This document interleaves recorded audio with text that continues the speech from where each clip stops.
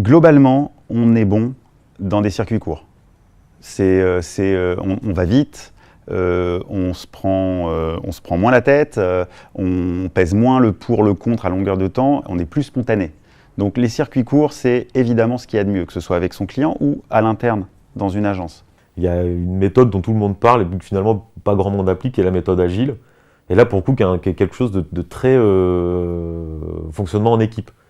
Et beaucoup moins vertical que ce qu'on peut imaginer. C'est tout simple, hein, c'est se faire des sprints, c'est-à-dire avoir des grosses réunions toutes les semaines ou toutes les 2 semaines, et toute l'équipe projet est présente. Ce qui fait que tout le monde a le même niveau d'information, et quand une décision est prise dans ces réunions en méthode agile, elle n'est pas remise en cause 3 semaines plus tard. Ce qui fait qu'on est un peu moins vertical et assez efficace dans ce fonctionnement-là. Au lieu de structurer notre office chinois à l'image de la France, on a fait l'inverse en fait. Puisqu'on s'est assez vite rendu compte que la Chine avait 5 ans d'avance. On travaille tous sur un outil chinois qui est WeChat. Tout le groupe, jusqu'en Amérique, on est tous sur WeChat. C'est-à-dire qu'il faut immédiatement être en temps réel, immédiatement être sur le collectif et donc de briefer tout le monde tout de suite pour avoir tous les services qui bossent en parallèle et non pas comme une chaîne. Parce que le fonctionnement en chaîne ne marche pas. Il y a un mot qui revient de plus en plus, énormément ces derniers temps, c'est l'agilité. Ça veut juste dire en fait communiquer mieux, travailler mieux, être plus transparent, communiquer plus auprès de nos clients aussi. Très souvent, on se rend compte qu'on s'est dit des choses entre nous, mais en fait, on n'a pas forcément mis le client dans notre réflexion. En fait, il faut vraiment fonctionner en spirale parce que on ne peut pas se permettre d'avoir un planeur qui réfléchit avec un commercial qui ensuite brief un créa, qui revient vers le commercial, qui vérifie avec le planeur, qui remonte vers le client. On ne peut pas, en fait. Donc on est tous en temps réel dans un groupe WeChat inter-agence et un groupe avec le client d'ailleurs. On a tout de suite un groupe avec le client et toutes les décisions qu'on peut prendre, chaque seconde gagnée est importante, quoi. On a en tout cas de plus en plus de clients qui viennent nous voir en nous disant nous on ne veut pas un rapport client-agence, enfin en tout cas annonceur-agence classique, c'est-à-dire que vous nous proposez des trucs, on valide, on dit oui ou non, et puis vous revenez 3 semaines plus tard, vous retravaillez, on vous dit oui ou non. Ils sont déjà dans le collaboratif. On a mis tout le monde en temps réel, comme les Chinois.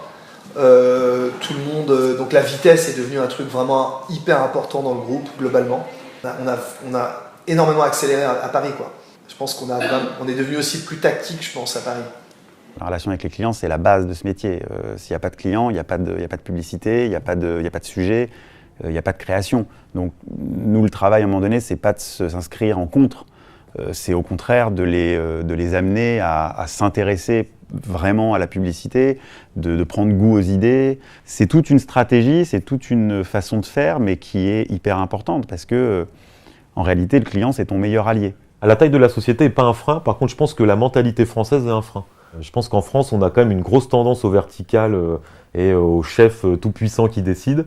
Et si on ne sort pas un peu de ce système-là, on aura du mal à avoir quelque chose de plus horizontal où tout le monde a son mot à dire et finalement c'est une sorte de consensus commun qui ressort. À un moment donné, imposer des méthodes, court-circuiter à un moment des process pour arriver à ses fins, c'est quelque chose qu'on peut faire avec certains clients, pas avec d'autres. Il y a des clients aujourd'hui qui sont de toute façon intrinsèquement trop lourds, trop processés, à savoir en gros avec des strates de hiérarchie, très souvent les clients internationaux, une complexité en réalité qui fait que vouloir aller droit au but et court-circuiter les étapes, c'est peine perdue. Ça dépend souvent aussi du mec qui est en haut de la hiérarchie dans ces boîtes-là. Hein.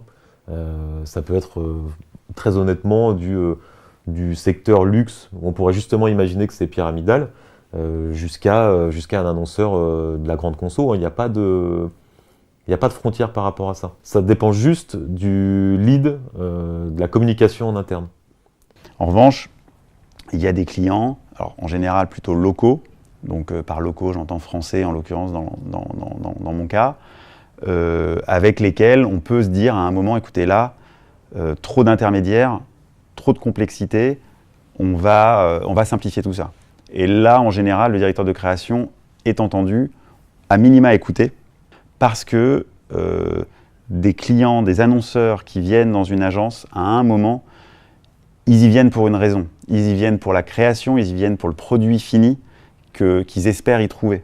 Alors moi, je pense qu'il y a un vrai motif d'espoir. Après, le seul danger d'enlever cette verticalité, c'est de finalement se dire que la création peut venir de tout le monde.